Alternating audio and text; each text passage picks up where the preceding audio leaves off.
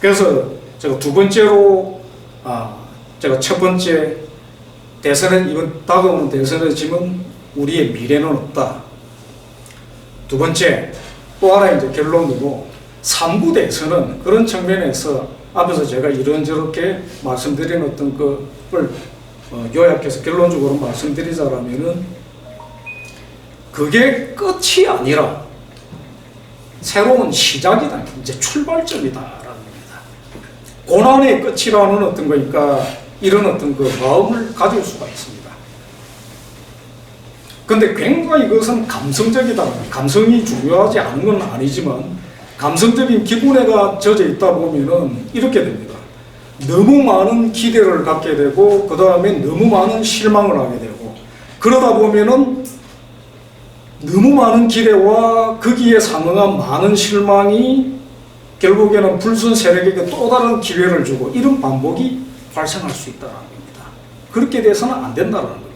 그래서 오히려 원칙적인 대로 되돌아가서 주권자다운 입장에서 참 대한민국 참 국민 노릇하기 힘든 참 고달픈 이런 상황이긴 하지만 이럴 때일수록 오히려 내가 나라의 주인이고 주권자로서의 국민이다라는 마음으로 임하여 참을 것을 참아가면서 기대를 조금 낮추면서 그러나 이런 어떤 말도 안 되는 짓은 중단시키고 거기서 서서히 또 다부지게 개인의 삶도 그러하지만은 나라의 운명이 어떻게 100m 달리기이겠습니까? 비유하자라면은 마라톤 아니겠습니까?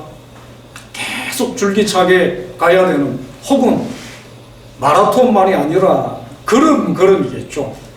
계속 이어져 나가 중단하지 않고 계속 어떤 때 신이 나서 질주를 하다가 허덕거리고 수도 바꾸가 아니라 꾸준하게 이렇게 나아가야 되는 이런 게 개인의 삶도 그러하지만 특히 나라의 운명은 국가는 그래야 되지 않겠나라는 겁니다. 그렇게 임해야 되지 않겠는가라는 겁니다. 제가 앞으로 서두에서 이렇게 말씀드렸습니다. 나라가 참 너무 많이 망가졌다. 여러 가지로.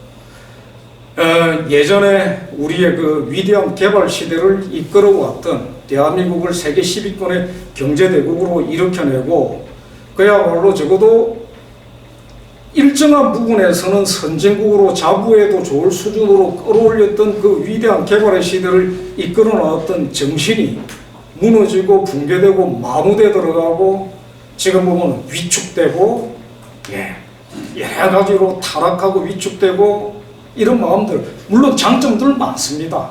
우리 신세대들 보면은 선진국에서 태어난 아이들입니다. 그리고 21세기에 오히려 그 바로 21세기에 태어난 아이들이 다 성년이 되었습니다. 참 스마트폰 시대에 다 태어난 거예요. 그런데 참 많은 어떤 아쉬움들이 지금 만들어지고 약화되어 들어가는 모습들이 보이는 겁니다. 그리고 불순한 자들이 이걸 가속화시키고 무너뜨리는 걸 부채질하고 있는 한편으로는 알면서 한편으로는 모르고 이 두 가지가 범벅이 돼서 진행되면서 지금 잘못하다가 자칫하다가는 시궁창으로 정말 굴러떨어질지 모르겠다라는 굉장히 걱정이 되는 아주 거슬러 올라가서 베네수엘라라는 나라가 있었죠. 그 나라가 어떻게 됐습니까? 지금은 아무도 거론조차 안 할 정도로 결론이 그냥 이거는 뭐 논란의 여지 없이 객관적으로 다 드러난 사실이 되어버렸죠. 그런데 베네수엘라가 설치고 있을 때 그때 한국의 모모 일간지에 거기에 나름대로 내가 낸데 한다라는 그쪽의 농객들 언론인들이 모여가지고 베네수엘라를 모범으로 삼아서 거기서 길을 찾는다. 베네수엘라에게 길을 묻는다. 라고 하는 인터넷이 정말 무섭습니다. 조선시대 왕조실록 이상의 어마무시한 어떤 거니까 역사적 기록의 역할을 하고 있더군요. 검색해보면 다 나옵니다. 그 사람들. 거기에 대해서 이런 방구 한마디의 반성이나 사과가 없습니다. 베네수엘라를 본받아야 되겠습니까? 베네수엘라를 본받아서 한국은 어떻게 되겠습니까? 근데 그래야 된다라고 생각하는 자들이 저쪽 이 정권의 패거리가 돼서 설치고들 난리를 쳤습니다. 이렇게 돼야 되겠느냐라는 겁니다. 그러면서 사람들의 그러니까 이게 불편한 심기를 부채질하고 하는 선동하고 이런 부분들이 짧게 5년 수십 년 동안 진행이 돼 들어왔습니다. 그러면서 굉장히 그러니까 뭐라고 할까요? 참 건강하게 잘 갔으면은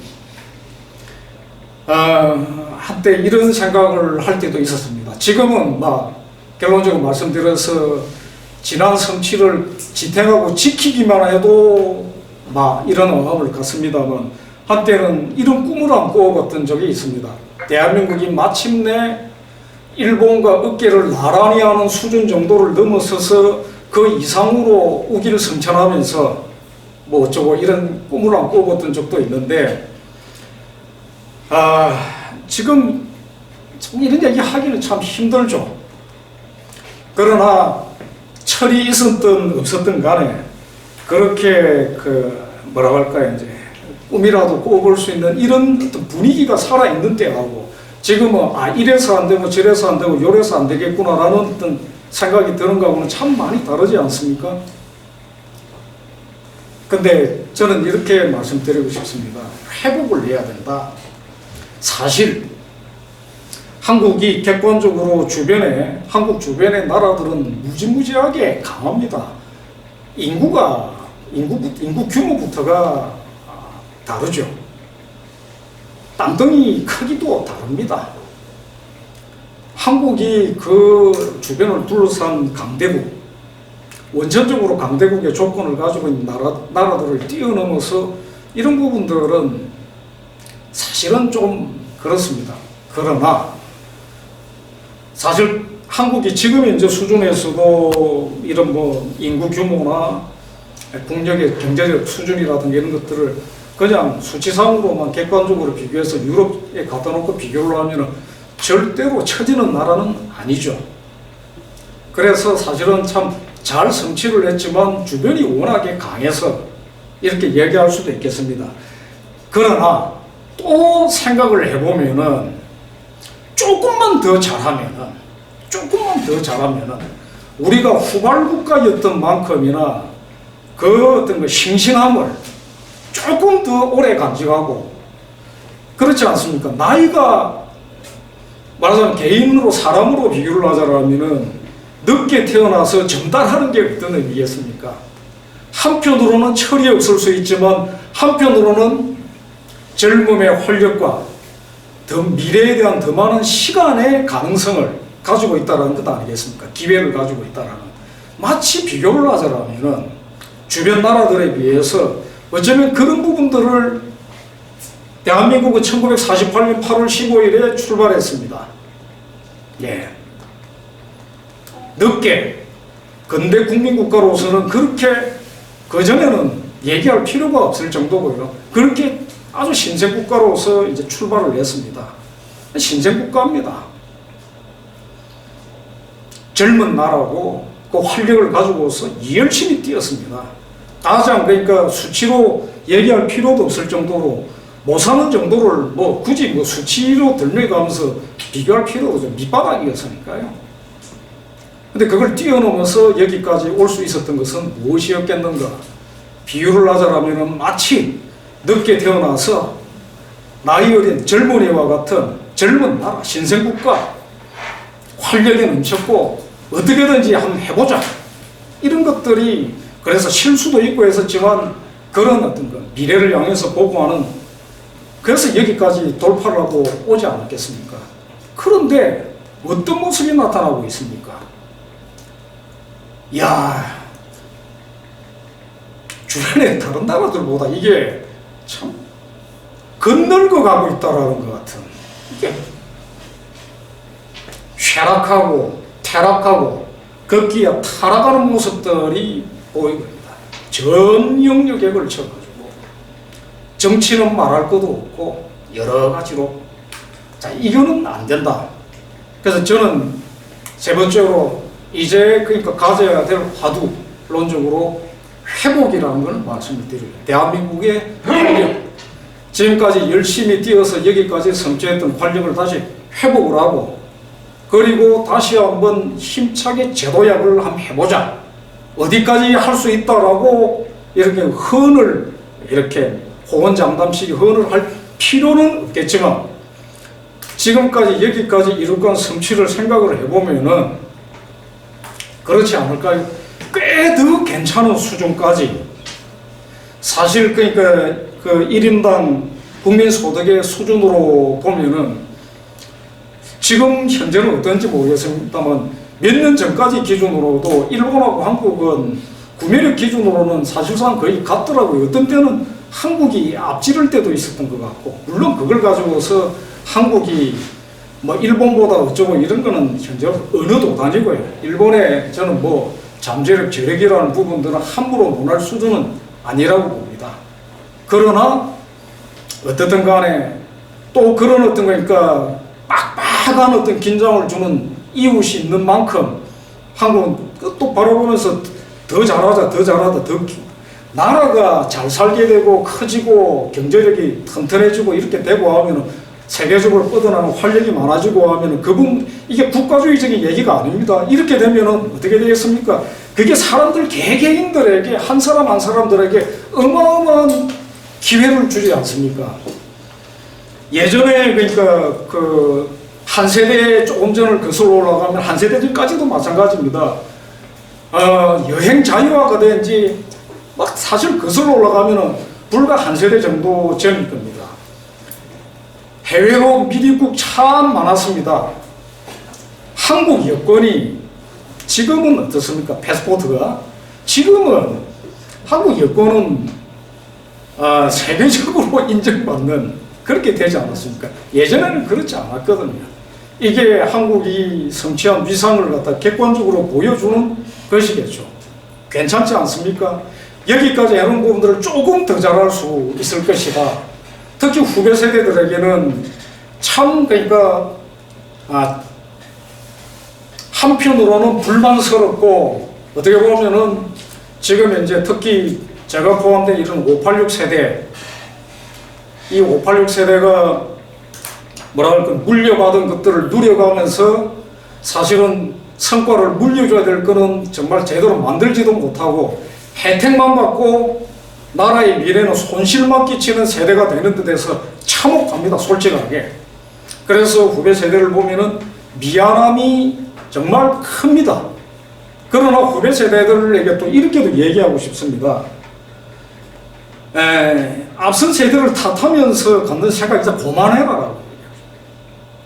나이 20이 넘으면은 이렇든 저렇든 어른입니다. 그냥 어른이고자 해야 됩니다. 세대를 탓하고 윗세대를 탓하고 하는 부분들은 의미 없습니다. 고마움은 넘쳐야 되고 감사는 넘쳐야 되지만, 그러나 누군가를 탓하면서 이렇게 가는 부분들은 무엇보다 자기 건강을 갖다 자신의 정신 건강을 갉아먹는 거죠. 그러니까 젊은 세대들에게 이렇게 이야기를 하고 싶습니다. 제까지의 세대는 우리가 알고 있는, 가졌던, 기억하고 있는, 그리고 교육받으면서, 그리고 체험을 하면서 갖고 있는 그 저력이 회복되는데 몸을 다 바쳐 나갈 거다. 그런데 여러분들의 젊은 세대들은 또 다르게 예전 시대의 선배 세대들이 그 최악의 악조건, 지구상의 모든 국가, 200여 개 국가들 가운데 사실 밑바닥의 나라에서 시작을 해가지고 굶주림이 일상사였습니다. 밥을 먹는 게 일상이 아니라 굶주림이 일상사였던 시절, 저는 기억을 생생하게 가지고 있습니다. 밥동량을 하는 어떤 시대였습니다. 밥동량. 동량을 하는데 줄 돈이 없으니까 밥을 주는 거죠. 사실은 요즘 누가 밥동량을 합니까? 끼니 때가 되면은 동네마다 골목길 거지가 등장을 합니다. 밥 좀 주이소 하면서 등장을 합니다. 그게 생생합니다. 식은 밥 줍니다. 식은 밥 쉰밥이죠. 쉰밥 못 버립니다. 밥이 좀 쉬었다고 해서 어떻게 감히 버립니까? 밥알을 남기면은 쥐어 박히죠. 밥 남기는 거 아니다. 저까지도 그런 걸 다 기억을 가지고 있습니다. 밥이 좀 쉬어도 물에 씻어가지고 그거 먹어야 됩니다.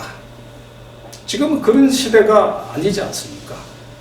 제가 이런 꼰대 같은 이야기를 하는 게 아니라 결의를 가지고 있으면 그런 악조건 속에서도 돌파를 해서 일으키고 미래를 향해서 나아가고 할 수 있습니다. 근데 우리 신세대 분들 조건이 다른 고통을 겪고 있습니다. 분명 보면 조건이 다른 고통이긴 하지만 그러나 그것을 탓을 하기보다는 스스로가 주인된 마음, 마찬가지로 주권자로서의 국민의 한 사람입니다. 나이가 많고 적고 젊다 아니다 이런 문제하고는 다릅니다. 권리가 있다 없다 이런 차원의 문제도 아닙니다. 기득권이다 아니다 이런 차원의 문제도 아니고 하고자 함이 중요하다. 뭘 하고자 해야 되겠는가? 대한민국이 첫째 더 망가져가는 거 막아야 되겠다에서는 같은 마음이어야 할 것이고, 그리고 발판으로 해서 나라가 조금 더 크게 더 뻗어나갈 수 있는 걸 만들어내면 얼마나 좋겠습니까? 그 개척을 해나가는 자 3월 9일 그날 이게 이루어진다? 아닙니다. 그럴 리가 있습니까? 그럴 리는 없습니다. 3월 9일은 다만 두 번 다시 되풀이되어서는 안 되는, 이렇게 표현할 수밖에 없는 이 무도한 시대가 정지되고 수독되고, 그리고 거기서부터 회복을 하고 저력을 다시 모아나가고 건강을 회복해서 미래를 향해서 다시 질주해 나갈 수 있는 그 출발을 해나가야 되는, 그래서 그때부터 할 일들은 오히려 이럴 겁니다. 한순간에 가장 만족스러운 최상의 무엇을 뽑는 것이 아니라 바로 그때부터 3월 그때부터 말하자면 조금 더 구체적인 상황으로 정치적으로 돌아와서 보자면은 정말로 이제는 뭐라고 할까요? 단호한 마음을 가지고서 싸움을 또 해나가야 된다. 차근차근 우선 저들을 끊어내고 그 다음부터 회복을 위한 싸움들, 이 회복을 위한 싸움이라는 것은 그렇지 않겠습니까? 저들의 표현을 빌자라면 정치보복은 있을 수 없다 이런 식의 얘기를 들고 나올지 모르겠습니다. 예, 정치보복 같은 거 그런 거 저 안 좋아합니다. 그런 거 없습니다. 원칙대로 하면 됩니다. 나라에 끼친 피해, 국민 개개인의 삶에 끼친 피해가 어마어마합니다. 법적인 위배가 되는 부분 당연하게 그 책임을 물어야 될 뿐만 아니라 저는 이렇게 제안을 합니다. 이렇게까지 국민 한 사람 한 사람의 삶까지 엉망진창으로 구체적으로 경제적으로 끼친 피해 하나하나를 배상을 시켜야 되겠다. 저는 그렇게, 그래서 다시는 그러니까 무도한 짓을 하는 부분들이 있을 수 없도록 하는 본보기를 형성시켜야 될 것이다. 그렇게 저는 철두철미하게 문명인다운, 솔직히 성질대로 할 것 같으면 성질대로의 표현은 제가 삼가겠습니다만 성질을 참 표현하고 싶은 이런 어떤 게 있습니다만 문명인다운 양식을 지켜야 된다고 하니 그러나 엄격하게 매섭고 단호하게 척결할 걸 진짜 척결해 나가는 현 정권 패거리들이 문재인이 그랬습니까? 박정희 시대의 적폐가 오는 쪽으로 좀 청산을 하고 적폐운 대한민국을 포함해서 한반도에 해방 이후 최고의 적폐는 붉은 적자 적폐입니다. 이게 반복 되풀이되면서 끊임없이 사람들의 건강성을 갉아먹고 선동을 하고 끌고 들어가고 이렇게 하는 거죠. 그걸 철저히 척결해 나가는 많은 분들이 느꼈을 거고 신세대들도 저는 느끼고 있을 거라고 생각을 합니다. 이제 적어도 문재인의 어떤 분의 제가 어떤 글을 본 게 있습니다. 10가지, 그러니까 07, 과칠, 03, 과가 7개고, 공이 3개다. 7가지 잘못한 거 얘기는 안 하겠습니다. 공이 뭐냐? 두 번 다시 말하자면, 요약하자면은 이런 무도한 정권이 되풀이돼서는 안 된다라는 걸 보여줬다, 깨닫게 했다. 저는 젊은 세대들도 그것을 알게 됐다고 생각을 합니다. 그러나 지금 마지막에 막바지에 온갖 가지 형태의 선동이 난무를 하고, 그 다음에 반대편으로 우리 또 애국 진영에 이런 부분들은 단단하게 결집이 되는 부분들에는 아쉬움이 있습니다. 이렇게 돼서는 안 되겠다라는 어떤 그 말씀을 드리고 싶습니다. 가장 완벽한 이런 부분들을 기대를 한 것이 아니라 이제 주인대 마음으로 3월 9일부터 대한민국의 회복을 위한 싸움을 또 시작해 나간다라는 마음으로 저들의 무도한 어떤 시대를 일단 끝낸다라는 마음으로 임하자, 이런 부분은 말씀을 드리겠습니다. 일단 여기까지로 끝내겠습니다.